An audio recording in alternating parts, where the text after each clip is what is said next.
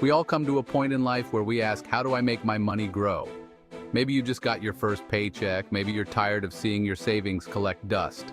Whatever your reason, you're thinking about investing. Good. That's the first step to building wealth. But now comes the big question. Do you put your money? Two popular options are the S&P 500 and traditional savings accounts. They both offer a way to grow your money, but they work very differently. Understanding these differences is key to making smart financial decisions. This guide will break down everything you need to know about the S&P 500 and savings accounts. We'll cover potential returns, risks, and how to get started. By the end, you'll have the knowledge to choose the best path for your financial goals. Let's start by understanding our contenders. Today, we are comparing two popular financial options, the S&P 500 and traditional savings accounts. The S&P 500 is like the all-star team of the stock market. It represents a broad spectrum of industries and sectors, making it a comprehensive indicator of the market's overall health. It tracks the performance of 500 of the largest publicly traded U.S. companies. These companies are leaders in their fields, from technology giants to healthcare innovators. When you invest in the S&P 500, you're buying a tiny piece of all these companies. This diversification helps spread out risk, but it also means you're tied to the market's ups and downs. A savings account, on the other hand, is like a safe and predictable piggy bank. It's a secure place to store your money, offering peace of mind with minimal risk. You deposit your money and the bank pays you a small percentage of interest for keeping it there. This interest is usually compounded, meaning you earn interest on your interest over time. Here's a quick comparison. Potential returns. The S&P 500 has historically delivered higher returns than savings accounts. Over the long term, it has averaged about 7 to 10% annually, though this can vary. However, remember that past performance doesn't guarantee future results. The market can be unpredictable, and returns can fluctuate significantly from year to year. Risk investing in the S&P 500 comes with more risk.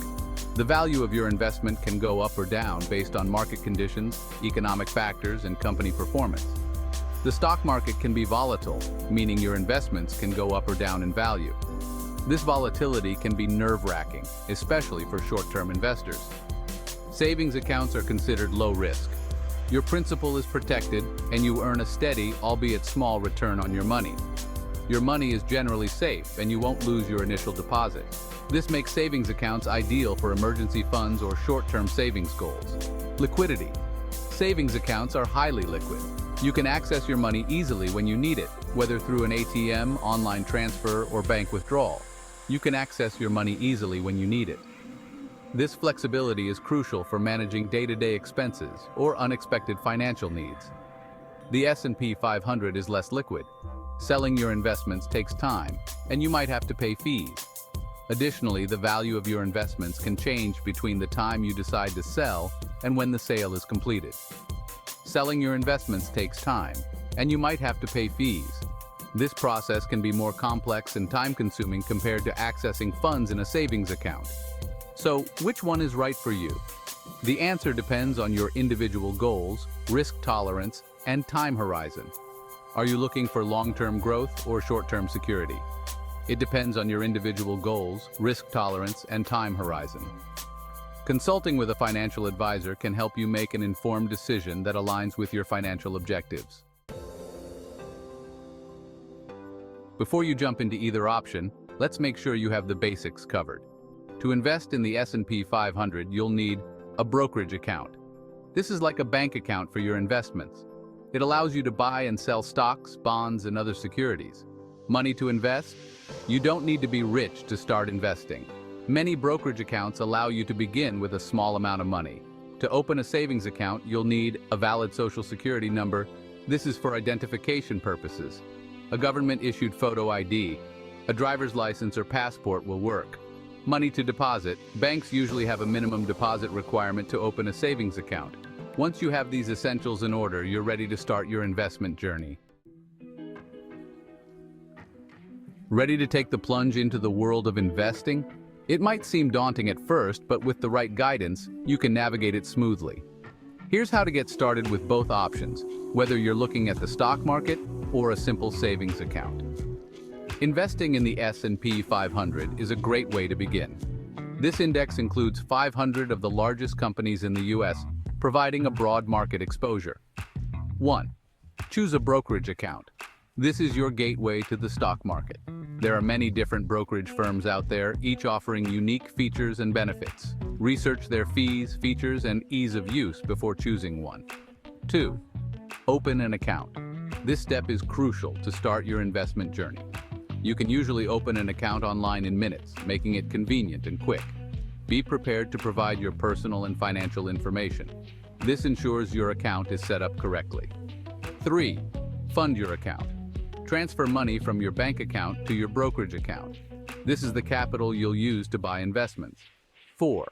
Buy an S&P 500 index fund. This is a diversified investment that tracks the performance of the S&P 500. An index fund is a type of mutual fund that tracks a specific market index like the S&P 500. It's a simple and low-cost way to invest in the stock market. Now let's talk about opening a savings account. 1. Find a bank or credit union that suits your needs. Look for one with good customer service and a solid reputation. Compare interest rates, fees, and account features. This will help you find the best deal for your money. 2. Gather your documentation. Have your social security number and a government-issued photo ID handy. These are essential for opening an account. 3. Visit the bank or apply online. Many banks offer the convenience of online applications, but you can also visit a branch if you prefer. You can often open a savings account online or in person at a branch. Choose the method that works best for you. 4. Make your initial deposit. This is the first step in building your savings. Deposit the minimum amount required to open the account. Congratulations! You've taken the first step towards growing your wealth. Keep learning and stay committed to your financial goals. The $10,000 Showdown, 10 years later.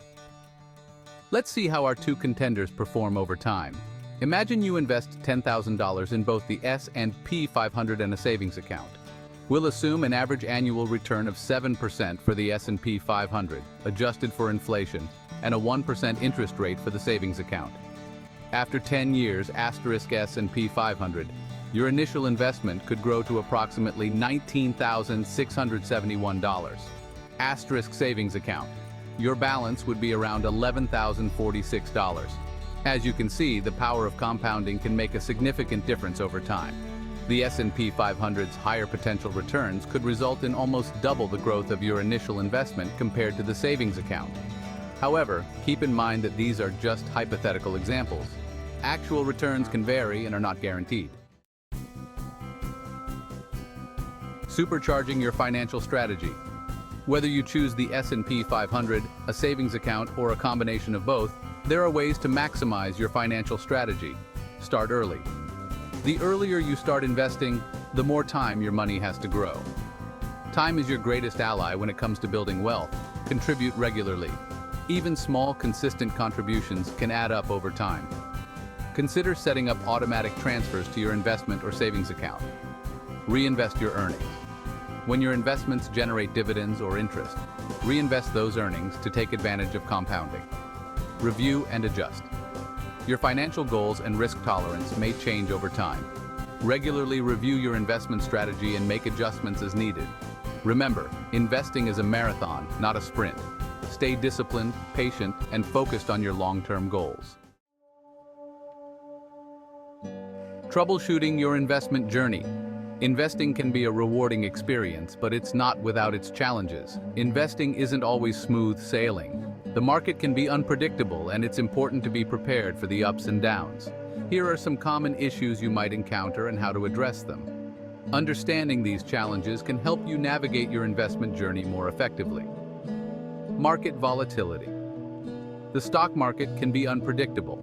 Prices can swing wildly in short periods, causing anxiety for many investors. Don't panic sell if the market takes a downturn. It's crucial to stay calm and avoid making hasty decisions based on short-term market movements. Remember, you're investing for the long term. Short-term fluctuations are normal, and over time, the market tends to trend upwards. Ride out the dips and focus on the overall trend. Keeping a long-term perspective can help you stay grounded during volatile periods. Inflation. Inflation can erode the value of your money over time. It's a silent threat that can diminish your purchasing power. Consider investing in assets that have historically outpaced inflation, such as stocks or real estate. These investments can help preserve and grow your wealth. Fees. Be mindful of fees associated with investing or banking. Even small fees can add up over time and significantly impact your returns. High fees can eat into your returns. It's important to understand the fee structure of your investments and seek out low-cost alternatives. Shop around for low-cost options. There are many investment products available that offer competitive fees without compromising on performance. Emotional investing. Don't let your emotions dictate your investment decisions. Emotional reactions can lead to poor decision-making and financial losses. Stick to your plan and avoid making impulsive moves based on fear or greed. A well-thought-out investment strategy can help you stay on track. If you're unsure about something, don't hesitate to seek professional financial advice. A financial advisor can provide valuable insights and help you make informed decisions. A financial advisor can help you create a personalized plan that aligns with your goals and risk tolerance. They can also provide ongoing support and adjustments as needed. Weighing your options, the pros and cons. Let's recap the pros and cons of each option to help you make an informed decision. S&P 500 pros. Potential for higher returns. Historical growth outpacing inflation asterisk. Easy diversification cons. Higher risk and volatility. Requires a longer time horizon asterisk. Potential for losses. Savings account. Pros. Low risk and security. FDIC insured. Up to $250,000 per depositor per insured bank. Easy access to funds. Cons asterisk. Lower potential returns. Returns may not keep up with inflation asterisk. Limited growth potential. Ultimately, the best option for you depends on your individual financial situation, goals, and risk tolerance. If you find this video educating, please like, share, comment, and subscribe to our channel.